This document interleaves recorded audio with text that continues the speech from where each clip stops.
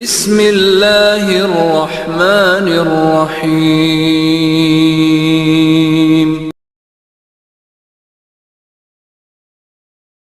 يا أيها الذين آمنوا اتقوا الله حق تقاته ولا تموتن إلا وأنتم مسلمون يا أيها الناس اتقوا ربكم الذي خلقكم من نفس واحدة وخلق منها زوجها وبث منهما رجالا كثيرا ونساء واتقوا الله الذي تساءلون به والأرحام إن الله كان عليكم رقيبا يا أيها الذين آمنوا اتقوا الله وقولوا قولا سديدا يصلح لكم أعمالكم ويغفر لكم ذنوبكم ومن يطع الله ورسوله فقد فاز فوزا عظيما أما بعد فإن خير الحديث كتاب الله وخير الهدي هدي محمد صلى الله عليه وسلم وشر الأمور محدثاتها وكل محدثة بدعة وكل بدعة ضلالة وكل ضلالة في النار أعوذ بالله من الشيطان الرجيم بسم الله الرحمن الرحيم قال الله تبارك وتعالى في القرآن العظيم وما ربك بظلام للعبيد ربنا يسر ولا تعسر وتمم بالخير اللهم لا سهل إلا ما جعلته سهلا وأنت تجعل الحزن إذا شئت سهلا۔ محترم سامعین و حاضرین مجلس، جمعیت اہل حدیث امیلو کا یہ ماہانہ پروگرام جو ہر مہینے کے آخری منگل کو منعقد ہوتا ہے، الحمدللہ اس بار اس پروگرام کو کینسل کرنے کا ارادہ تھا، چونکہ کئی ایک پروگرام ہو چکے تھے اور کئی ایک پروگرام سامنے ہونے والے تھے، لیکن ہمارے گروپ کے احباب نے یہ کہا کہ نہیں، اس سلسلے کو جاری رکھا جائے، البتہ اختصار کے ساتھ کر لیا جائے، مختصر کر لیا جائے، باہر سے کسی عالم کو نہ مدعو کیا جائے، ہمیں میں سے کوئی خطاب کر دے، لیکن سلسلہ جاری رہے، سلسلہ نہ رکے۔ الحمدللہ جمعیت اہل حدیث امیلوں کی طرف سے آپ کے سامنے کئی بار تفصیل رکھی گئی، مختصر عرض کر دوں تاکہ آپ کو خوشی ہو کہ گاؤں کی ہر مسجد میں جہاں تک ممکن ہے کوشش کی گئی، اور الحمدللہ کچھ مسجدوں میں تو پہلے سے جاری تھا، اور مسجدوں میں مغرب بعد بچوں کی تعلیم کا سلسلہ شروع ہوا، اور اب یہ چیز امیلوں سے نکل کر یعنی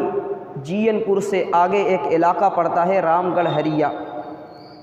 وہ ایسی جگہ تھی جہاں جماعت کی تعداد بالکل نہیں تھی، لیکن اللہ کے فضل اور اس کی توفیق سے کچھ افراد جماعت سے جڑے اور پھر دھیرے دھیرے وہاں تعداد بڑھی، مسجد جو تھی اس کی توسیع کی ضرورت پڑی، ضلعی جمعیت کے ذمہ داران نے کوشش کی اور اللہ کے فضل سے وہاں مسجد کی توسیع ہوئی، اور الحمدللہ ضلعی جمعیت کی طرف سے ہر ہفتے خطیب کو بھیجا جاتا ہے۔ وہاں پر بھی الحمدللہ ہمارے گاؤں کے ایک صاحب، نام نہیں لینا چاہتا، ان کی کوشش سے یا ان کے تعاون سے مغرب بعد بچوں کی تعلیم کا سلسلہ شروع ہو گیا، اور وہاں کے بارے میں آپ کو بتاؤں تو حیرت ہوگی کہ وہاں جب مسجد کی توسیع ہوئی اور عورتوں کا بھی انتظام ہوا تو ایک ایسی عورت بھی مسجد میں آئی جو ضعیف ہو چکی تھی، بوڑھی ہو چکی تھی، اس نے آج تک سجدہ نہیں کیا تھا۔ آپ سوچیں، اتنا دیہاتی علاقہ ہے کہ انہوں نے سجدہ تک نہیں کیا تھا، وہ جانتی نہیں تھی کہ سجدہ بھی کچھ ہوتا ہے، نماز بھی کچھ ہوتی ہے، لیکن مسجد میں عورتوں کا انتظام ہوا۔ الحمدللہ جب دعوت دی گئی اور خواتین آنا شروع ہوئی تو وہ خاتون بھی آئی۔ آپ سوچیں کہ کتنی بڑی چیز ہے۔ اب اگر وہاں کے بچوں کو ہم دین کی باتیں سکھلاتے ہیں، عقیدہ سکھلاتے ہیں، قرآن سکھلاتے ہیں، حدیث سکھلاتے ہیں، تو اس کا کتنا بڑا بینیفٹ اور فائدہ ہمیں حاصل ہوگا۔ اس لیے وہ تمام احباب جو جمعیت کا 10 20 50 100 سے تعاون کرتے ہیں، میں ان تمام لوگوں کو مبارکباد پیش کرتا ہوں، اور رب ذوالجلال سے یہ دعا کرتا ہوں کہ رب العالمین ان تمام لوگوں کو اس طرح کے خیر کے کام میں جو بڑھ چڑھ کر حصہ لیتے ہیں، اللہ اس کا بہتر جزا اور بدلہ دے، اور ہم لوگوں کو کچھ اور اضافے کے ساتھ جمعیت کا تعاون کرنے کی توفیق عطا فرما، تاکہ اس طرح کے کام اور بھی تیزی کے ساتھ آگے بڑھے۔ بہت سارے علاقے ایسے ہیں، آپ سنیں گے تو حیرت کریں گے، تعجب کریں گے کہ کیسے کیسے علاقے ہیں، کیسے کیسے لوگ ہیں، اور کس کس طرح کے افراد پائے جاتے ہیں جنہیں دین کا شعور نہیں، دین کی جانکاری نہیں، بہت سے کلمہ نہیں پڑھ پاتے ہیں، انہیں کلمہ تک نہیں آتا ہے۔ اگر انہیں ہم کلمہ سکھلا دیں، کلمہ بتلا دیں، انہیں توحید بتلا دیں، دین سکھلا دیں، قرآن سکھلا دیں، حدیث کی کچھ باتیں بتلا دیں، تو یہ کتنی بڑی چیز ہے۔ اس لیے میں تمام وہ لوگ جو ہر ماہ ہمارے جمعیت کی طرف سے شوکت بھائی جاتے ہیں 10 20 50 سے تعاون کرتے ہیں، ان لوگوں کو مبارکباد پیش کرتا ہوں۔ جو نہیں دیتے ان سے درخواست کرتا ہوں، جو لوگ کمنٹ کرتے ہیں ان سے یہ درخواست کرتا ہوں کہ کچھ بھی کہنے کی کوشش نہ کریں۔ اس طرح سے آپ اگر باتیں کریں گے تو جمعیت کے افراد کا دل مجروح ہوگا، اور اس طرح سے جو جذبہ ہے وہ ڈاؤن ہو جائے گا، تو یہ آپ بھی اس گناہ میں شریک ہوں گے۔ اس لیے اس طرح کا کام جو بھی کرتے ہیں اس سے احتیاط اور پرہیز کریں۔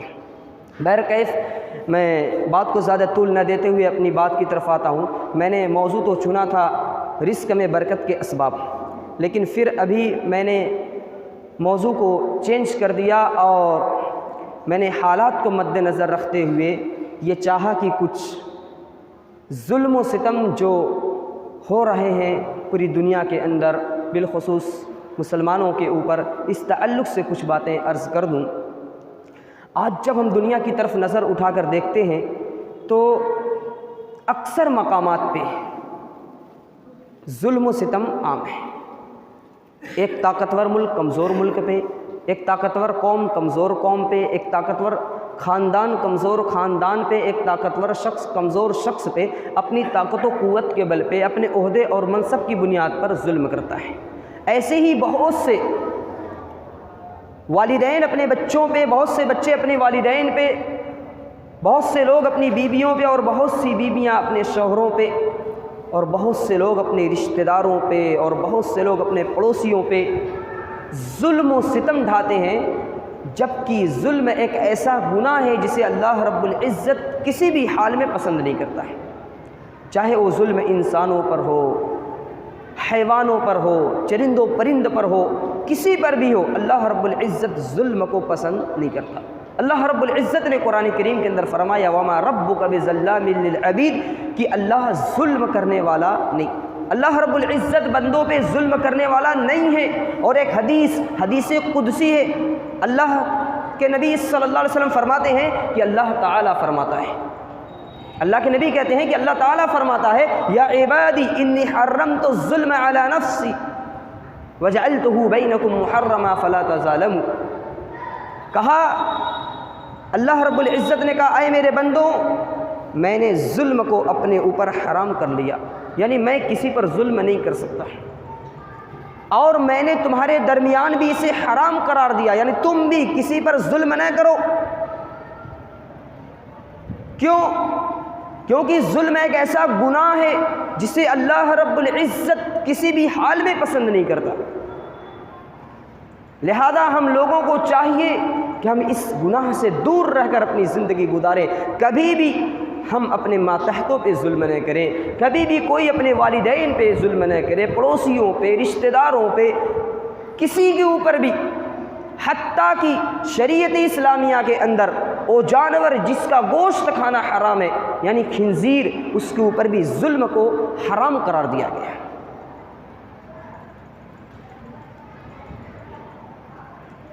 دیکھیں ایک حدیث ہے، بڑی مشہور حدیث ہے، اللہ کے نبی صلی اللہ علیہ وسلم فرماتے ہیں کل ذنوب یؤخر اللہ منها ما شاء الى یوم القیامہ الا البغی وعقوق الوالدین او قطیعۃ الرحم یعجل لصاحبها فی الدنیا قبل الموت۔ اللہ کے نبی صلی اللہ علیہ وسلم فرماتے ہیں کہ ہر گناہ چاہے تو اللہ اس کی سزا دنیا میں دے یا تو آخرت میں دے، چاہے تو دنیا میں دے چاہے تو آخرت میں دے، یہ اللہ کی مرضی ہے۔ لیکن 3 گناہ ایسے ہیں جن کی سزا اللہ تعالیٰ دنیا میں دے کر رہتا ہے، آخرت کی جو سزا ہے وہ تو مل کے رہے گی، دنیا میں بھی اس کو سزا دیتا ہے۔ بغیر سزا پائے انہیں موت نہیں آتی، وہ 3 گناہ کون ہیں؟ نمبر 1 البغی، ظلم۔ اگر کوئی کسی پر ظلم کرتا ہے تو اس ظالم کو اس دنیا کے اندر سزا ملتی ہے، موت سے قبل انہیں سزا ملتی ہے۔ آخرت کی جو سزا ہے، دوسری حدیث کے اندر ہے کہ آخرت کی جو سزا ہے وہ تو باقی ہے، دنیا کے اندر بھی اللہ انہیں سزا دیتا ہے۔ نمبر 2 والدین کی نافرمانی کرنے والا۔ کوئی شخص اگر والدین کی نافرمانی کرتا، اللہ رب العزت انہیں دنیا کے اندر سزا دیتا ہے۔ اور نمبر 3 او قطیعۃ الرحم، رشتوں کو توڑنے والا۔ رشتوں کو توڑنا یہ ایک ایسا گناہ ہے کہ اللہ رب العزت ایسے شخص کو دنیا میں موت آنے سے پہلے ضرور سزا دیتا۔ آخرت کی جو سزا ہے وہ تو ہے ہی، دنیا کے اندر بھی انہیں سزا ملتی ہے۔ آپ اندازہ لگائیں کہ یہ 3 گناہ کتنے بھیانک گناہ ہیں، اس لیے ان سے بچ کر ہمیں زندگی گزارنا چاہیے۔ آج بہت سارے لوگ ان چیزوں سے احتیاط اور پرہیز نہیں کرتے۔ اگر آپ سماج کا جائزہ لیں، معاشرے کا جائزہ لیں، آپ کو معلوم ہوگا بہت سارے لوگ اپنے پڑوس کے ساتھ ظلم کرتے ہیں، بہت سارے لوگ اپنے رشتہ داروں کے اوپر ظلم کرتے ہیں، بہت سارے لوگ اپنی بیوی بچوں کے اوپر، اور بہت ساری بیویاں اپنے شوہروں کے اوپر ظلم کرتی ہیں۔ یاد رکھو، اگر تم ظالم ہو تمہیں دنیا کے اندر اس کی سزا ملے گی، اس لیے تم ظلم نہ کرو۔ بہت سارے ملک والے اپنی طاقت و قوت کے بل پہ ان ملکوں کے اوپر ظلم کرتے ہیں جو کمزور ہوتے ہیں، جیسے کہ مولانا نے ابھی ذکر کیا کہ اسرائیل ظالم یہودی جو فلسطین کے نہتے مسلمانوں پہ بم برساتے ہیں، گولیاں برساتے ہیں، ان پر ظلم ڈھاتے ہیں۔ میں یہ کہتا ہوں اگر حماس والوں نے اسرائیل کے اندر حملہ کیا تو اسرائیل کے لوگوں کو حماس کے کمانڈروں اور وہاں کے فوجیوں، وہاں کے لوگوں پر بم برسانے چاہیے، وہاں کے لوگوں سے مقابلہ کرنا چاہیے۔ مگر وہ کس سے مقابلہ کر رہے ہیں؟ غزہ کی پٹی، فلسطین کے جو مسلمان جن کا کوئی قصور نہیں، ان پر ظلم ڈھاتے ہیں۔ اور یاد رکھو اس کے اندر ایک بہت بڑی پلاننگ ہے، ایک بہت بڑی سازش ہے۔ جو لوگ بھی سازش رچ رہے ہیں اور جو لوگ اس طرح سے ظلم ڈھا رہے ہیں وہ دونوں برابر کے اس گناہ میں ملوث اور شریک ہیں۔ ان دونوں کو اللہ رب العزت سزا دے گا اور ان سے انتقام لے گا۔ قرآن کریم کا آپ مطالعہ کریں، حدیث کا مطالعہ کریں تو آپ کو معلوم ہوگا کہ اس دنیا کے اندر بہت سے ظالم و جابر لوگ آئے ہیں، لیکن جب ان کا ظلم و ستم حد سے تجاوز کیا، آگے بڑھا، اللہ رب العزت نے ان کو ان کی سلطنت سمیت زمین میں ملا دیا، ان کے نام و نشان کو مٹا دیا۔ بہت ساری مثالیں، صرف ایک مثال کو آپ کے سامنے رکھوں۔ قوم عاد ایک ایسی قوم گزری ہے جو بڑی طاقتور قوت والی قوم تھی۔ ان کی طاقت کی مثال اللہ نے پیش کی، کہا التی لم یخلق مثلھا فی البلاد، یہ ایک ایسی قوم ہے کہ جس کے مقابل میں کوئی قوم ملکوں میں پیدا نہیں ہوئی۔ بڑی طاقتور قوم تھی، لمبے لمبے ہوا کرتے تھے، یہ پہاڑوں کو تراش تراش کر گھر بنایا کرتے تھے۔ لیکن جب انہوں نے ظلم و ستم کو عام کیا، اللہ رب العزت نے ان کے نام و نشان کو مٹا دیا، ان کو صفحہ ہستی سے مٹا دیا۔ کس طرح ان کی ہلاکت ہوئی؟ اللہ نے سورۃ الحاقہ 29واں پارہ کے اندر ان کی ہلاکت کا ذکر فرمایا۔ اللہ نے فرمایا قوم عاد کو تیز و تند ہوا کے ذریعے ہلاک کیا گیا۔ اتنی تیز ہوا تھی، اتنا تیز طوفان اللہ نے بھیجا کہ ان کے افراد کو وہ طوفان ایک مقام سے اڑا کر دوسرے مقام پر یوں دے پٹکتی کہ ان کے جسم کے چیتھڑے اڑ جاتے ہیں۔ آپ خود سوچیں تھوڑی دیر کے لیے، اگر 3-4 گھنٹے کے لیے بہت تیز ہوا چلنے لگے، طوفان آ جائے، ہم سب حیران و پریشان ہو جاتے ہیں۔ قوم عاد کے اندر یہ طوفان 2-4 6 8 10 گھنٹے نہیں، 7 لیال و 8 ایام، 7 رات 8 دن، وہ بھی خصوماً کا لفظ ہے، یعنی لگاتار کنٹینیو، یہ 7 رات 8 دن لگاتار یہ ہوا چلتی رہی، جس کے سبب یہ پوری قوم عاد ہلاک اور برباد ہو گئی۔ ظلم کو عام کیا، اللہ رب العزت نے نام و نشان کو مٹا دیا۔ آج جو ظالم دندناتے پھر رہے ہیں یہ سمجھتے ہیں کہ ہم سے بڑی کوئی طاقت نہیں، ہم سے انتقام لینے والا کوئی نہیں، مگر وہ یہ بھول جاتے ہیں کہ دنیا کے اندر تو ہم سے کوئی انتقام لینے والا نہیں ہے، لیکن ایک طاقت ایسی ہے جو اللہ وحدہ لا شریک کی طاقت ہے، جو اسی دنیا کے اندر انتقام لے گی اور انسان کو اور ان ظالموں کو یہ بتلا دے گی کہ ظلم کا نتیجہ کیا ہوتا ہے۔ اللہ رب العزت ظالموں کو اس دنیا کے اندر سزا دیتا ہے۔ صحیح بخاری صحیح مسلم کی ایک حدیث، اس کے اندر ایک بڑا بہترین واقعہ ہے کہ جب ظالم ظلم کرتا ہے تو اللہ رب العزت انہیں کیسے سزا دیتا ہے، کیسے ہلاک کرتا ہے۔ حضرت سعید بن زید رضی اللہ عنہ، جو کہ حضرت عمر رضی اللہ عنہ کے بہنوئی لگتے ہیں، عشرہ مبشرہ میں سے ہیں، آپ کے اوپر اروا بنت اوس نامی ایک عورت نے زمین غصب کرنے کا الزام لگایا اور مدینہ کے حکم بن مروان کی عدالت میں مقدمہ درج کر دیا کہ انہوں نے ہماری زمین غصب کی ہے۔ حاکم وقت نے سعید بن زید رضی اللہ عنہ کو بلایا اور سوال کیا تو انہوں نے صرف اتنا جواب دیا کہ اے حاکم وقت، کیا میں ایسا کر سکتا ہوں جب کہ میں نے اللہ کے نبی سے یہ حدیث سنی ہے، من اخذ شبرا من الارض ظلما، کہ جو کسی کی زمین ظلم کرتے ہوئے ایک بالشت بھی لے لے، اللہ رب العزت کل قیامت کے روز 7 زمین کا طوق ان کو پہنائے گا۔ حاکم وقت سمجھ گئے مسئلہ کچھ اور ہے، معاملہ رفع دفع ہو گیا، لیکن وہ عورت بار بار آپ کو ستا رہی تھی، پریشان کر رہی تھی۔ آپ کی زبان سے یہ کلمہ نکل گیا، اللہم ان کانت کاذبۃ فاعمی بصرها واجعل قبرها فی دارها، اللہ اگر یہ عورت جھوٹی ہے تو اس کی بصارت کو چھین لے، انہیں اندھا کر دے اور اس کی قبر اس کے گھر کو بنا دے۔ راوی حدیث کے والد زید رضی اللہ عنہ کا کہنا ہے کہ میں نے اپنی آنکھوں سے دیکھا کہ اس عورت کی بینائی ایک دن ختم ہو جاتی ہے، وہ اندھی ہو جاتی ہے اور اپنے گھر کے کنویں میں ایک دن یہ دیوار کا سہارا لے لے کے چلتی تھی، ایک دن اسی کنویں میں گری اور مر گئی۔ آپ سوچیں کہ ایک ظالم کا انجام کیا ہوتا ہے۔ وقتی طور پہ انہیں ڈھیل مل گئی،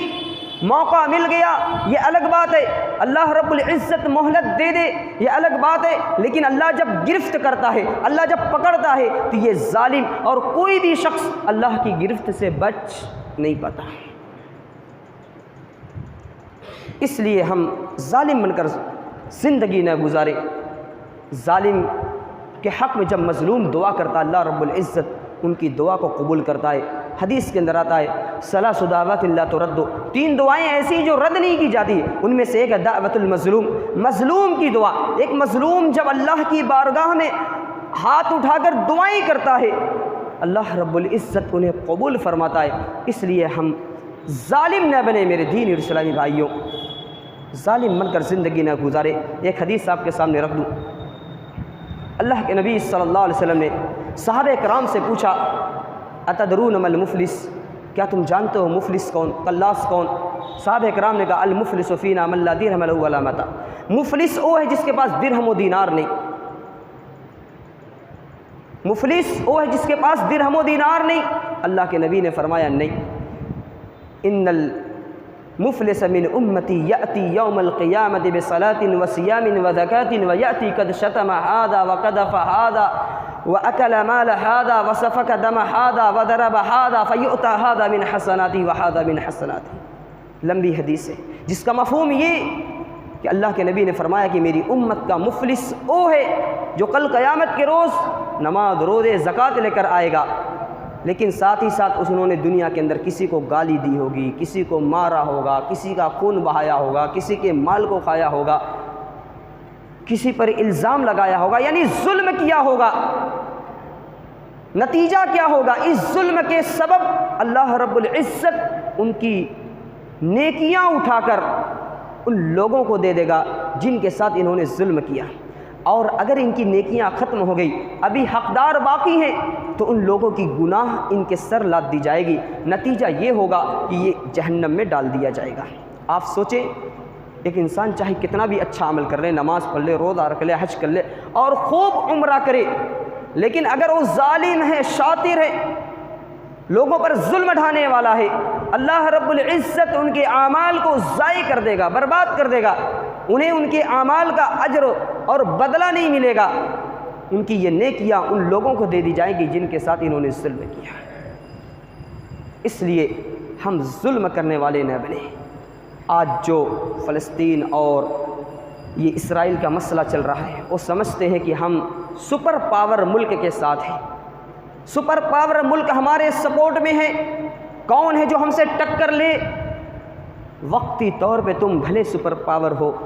تمہیں یہ لگ رہا ہے کہ ہمارے سامنے کوئی نہیں، مگر یاد رکھو اللہ کی لاٹھی میں آواز نہیں، اللہ کے یہاں دیر ہے اندھیر نہیں، اللہ کی لاٹھی جب چلے گی تو تم کیا ہو، تم سے بڑے بڑے جابرو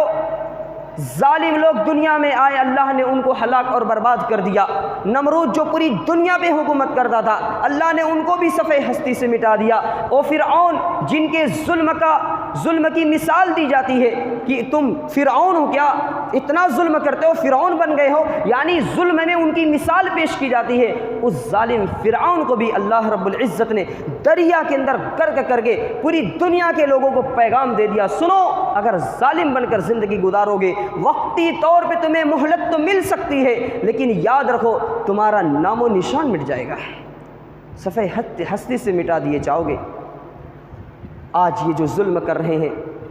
اللہ کے نبی صلی اللہ علیہ وسلم کی پیشن گوئی آپ کے سامنے رکھ دوں۔ صحیح بخاری کی حدیث ہے، اللہ کے نبی نے ارشاد فرمایا، لا تقوم الساعة حتى تقاتل اليهود حتى يقول الحجر، لمبی حدیث ہے جس کا مفہوم یہ کہ قیامت قائم ہونے سے پہلے مسلمانوں اور یہودیوں میں ایک بہت بڑی جنگ ہوگی، بہت بڑی جنگ ہوگی، اور اس جنگ میں یہ تمام یہودی قتل کیے جائیں گے، تمام یہودی قتل کیے جائیں گے۔ اللہ کے نبی نے پیشن گوئی فرمائی، کہا کہ اگر یہ یہودی کسی شجر اور حجر کے پیچھے چھپیں گے، درخت کے پیچھے چھپیں گے، پتھر کے پیچھے چھپیں گے، تو وہ پتھر بھی شہادت دے گا، گواہی دے گا کہ اے مسلم، کسی روایت میں یا عبداللہ، کسی میں یا مسلم، اے مسلمان، اے اللہ کے بندے، آؤ میرے پیچھے یہودی چھپا، اسے قتل کر دو، سوائے غرقد کے۔ ایک شجر ہے جس کا نام ہے غرقد، اللہ کے نبی نے فرمایا یہ انہی میں سے ہے، یعنی یہ شہادت نہیں دے گا۔ اور آج آپ تاریخ کا مطالعہ کریں، آپ کو معلوم ہوگا یہ یہودی غرقد کے درخت کو بڑی تیزی کے ساتھ لگا رہے ہیں، ان کو رسول اللہ صلی اللہ علیہ وسلم کی اس حدیث پر کامل یقین ہے کہ ایسا ہو کر رہے گا، اسی واسطے وہ غرقد کے درختوں کو بڑی تیزی کے ساتھ لگا رہے ہیں تاکہ ہم بچ جائیں۔ میرے دینی اور اسلامی بھائی، یاد رکھو آج یہ جو ظالم یہودی مغضوب علیہم قوم جو آج نہتے لوگوں پہ ظلم کرتی ہے اور یہ سمجھتی ہے کہ ہم سے طاقتور کوئی نہیں، انہیں یہ معلوم ہونا چاہیے کہ آج نہیں تو کل ان کا بھی نام و نشان مٹ جائے گا۔ ان لوگوں نے بہت سارے مقامات پر دین اسلام کو نقصان پہنچانے کی بہت ساری کوششیں کی ہیں، اگر تفصیل میں جاؤں تو کافی وقت لگ جائے گا۔ بالمختصر یہ رسول اکرم صلی اللہ علیہ وسلم کے قتل کی کئی بار انہوں نے سازش رچی۔ اس میں سے ایک واقعہ بیان کر دوں کہ ایک عورت نے، یہودی عورت نے آپ کے کھانے میں زہر ملایا، اتنا سخت تھا۔ اللہ کے نبی کے ساتھ ایک صحابی حضرت بشر رضی اللہ عنہ تھے، اور اس زہر کی شدت کی وجہ سے انتقال فرما جاتے ہیں۔ آپ صلی اللہ علیہ وسلم اپنے آخری وقت میں، مرض الموت میں، اس زہر کی شدت کا احساس کر رہے تھے۔ حضرت عائشہ رضی اللہ عنہ سے مروی حدیث ہے، اما عائشہ رضی اللہ عنہ کہتی ہیں کہ اللہ کے نبی صلی اللہ علیہ وسلم آخری وقت میں اپنی حلق کی طرف اشارہ کرتے ہوئے کہہ رہے تھے کہ آج بھی میں اس زہر کی شدت کو محسوس کر رہا ہوں، آج بھی میں اس کی شدت کو محسوس کر رہا ہوں۔ آپ سوچیں کہ یہ ظالم غاصب کس طرح انہوں نے جب بھی موقع پایا، چانس پایا، ظلم و ستم کے پہاڑ توڑے، آج بھی کر رہے ہیں، مگر انشاءاللہ وہ وقت دور نہیں کہ جب صلاح الدین ایوبی رحمہ اللہ جیسا کوئی مجاہد پیدا ہو، حضرت عمر رضی اللہ عنہ جیسا کوئی غازی پیدا ہو، اور ان ظالموں سے انتقام لے، اور انشاءاللہ اللہ کے نبی کی حدیث میں جو پیشن گوئی ہے اس کے پیش نظر ان ظالم یہودیوں کا قیامت سے قبل، قیامت قائم ہونے سے پہلے پہلے ان کا خاتمہ ہوگا، اور خاتمہ کرنے والے اہل ایمان اور یہ اسلام پر چلنے والے لوگ یعنی مسلمان ہوں گے۔ بہرکیف ہم آخر میں ایک بار یہ کہنا چاہتے ہیں کہ ہم ظالم بن کر زندگی نہ گزاریں اور کسی کے بھی خلاف ہم غلط کام نہ کریں، ظلم سے بچیں، پڑوس کے ساتھ اچھا معاملہ کریں، رشتہ داروں کے ساتھ اچھا معاملہ کریں، بیوی بچوں کے ساتھ اچھا معاملہ کریں، ہر ایک کے ساتھ اچھا معاملہ کریں، ظلم کسی کے اوپر ڈھانے کی ہم کوشش نہ کریں۔ انہی باتوں پہ اکتفا کرتے ہوئے ہم اللہ رب العزت سے دعا کرتے ہیں مولا کریم ہم سب کو نیک اور صالح عمل کرنے کی توفیق عطا فرما۔ پروردگار ہم سب کو ظالم بن کر زندگی گزارنے سے احتیاط اور پرہیز کرنے کی توفیق عطا فرما۔ مولا کریم جو لوگ ظالم ہیں اللہ رب العالمین ان ظالمین کو عبرتناک سزا دے، جو لوگ مسلمانوں پہ بے جاں ظلم کرتے ہیں اللہ رب العالمین انہیں عبرتناک سزا دے، اور مسجد اقصیٰ کی تو حفاظت فرما، فلسطین کے مسلمانوں کی حفاظت فرما، ان کے حق میں ہمیں دعائیں کرنا چاہیے۔ اور ایک چیز ضمناً عرض کر دوں کہ ہم ان کے حق میں ایک تو دعائیں کریں، اور بہت سارے لوگ کہتے ہیں ان کے پروڈکٹ کا بائیکاٹ کریں، میں کہتا ہوں پروڈکٹ کا بائیکاٹ کریں، ساتھ ہی ساتھ ہمیں ایک اور چیز کرنا چاہیے، اور یہ کہ ان کے اعمال کا بائیکاٹ کریں۔ وہ جو عمل کرتے ہیں آج ہم بھی کرتے ہیں، وہ ٹخنے سے نیچے لباس پہنتے ہیں ہم بھی پہنتے ہیں، وہ مونچھوں کو بڑھاتے ہیں، داڑھی کو کٹاتے ہیں ہم بھی وہی کام کرتے ہیں، وہ اللہ اس کے رسول کی نافرمانی کرتے ہیں ہم بھی نافرمانی کرتے ہیں، وہ سالگرہ مناتے ہیں ہم بھی مناتے ہیں، نئے سال کا جشن مناتے ہیں ہم بھی مناتے ہیں، تو ان میں اور ہم میں فرق کیا ہے؟ تو ہم صرف پروڈکٹ کا بائیکاٹ کر دیں اور سمجھتے ہیں کہ ہم نے فتح پا لی، صرف یہ کافی نہیں، ہم ان کے اعمال کا بھی بائیکاٹ کریں، تب جا کر یعنی ہم رسول اللہ کے عمل کے مطابق زندگی گزار تب ان کے عمل کا بائیکاٹ ہو جائے گا۔ تو اس طرح سے اگر ہم کریں گے اللہ ہم سے راضی اور خوش ہوگا، غیب سے ہماری مدد فرمائے گا۔ اللہ تعالی ہم تمام لوگوں کو نیک اور صالح اعمال کی توفیق عطا فرمائے، آمین۔ وما علینا الا البلاغ، جزاکم اللہ خیر۔